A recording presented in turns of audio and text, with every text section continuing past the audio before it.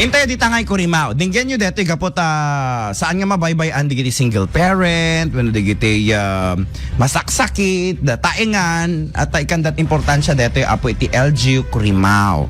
Babayan ken ni Vice Mayor Judith Kilala na nasa lungsod tayo di kalman di giti nga benepisyo para kadakwada apo at dapat di giti stipend para kadigiti ububing. Bingem dinggan tayo di giti mapay nga serbisyo manipod iti munisipyo.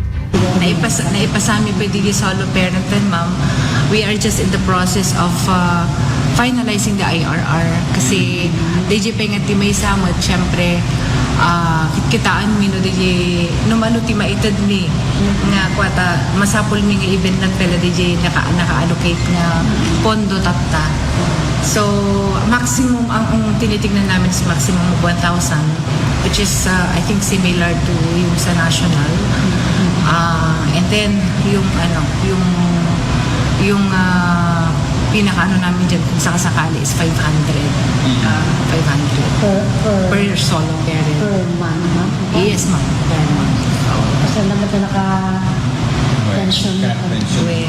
Yes, Social pension. Yes, ma'am. Aside from that, yung social pension din dito, pang support ni Matkan DJ, kasi haan mat nga amin nga senior citizens tayo kat nasa indigent sila, hindi naman sila lahat nakukuha.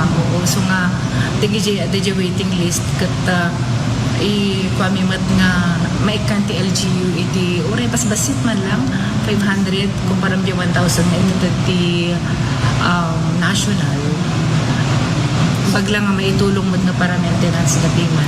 Kabayag dito yun, ma'am, ipapakat ni...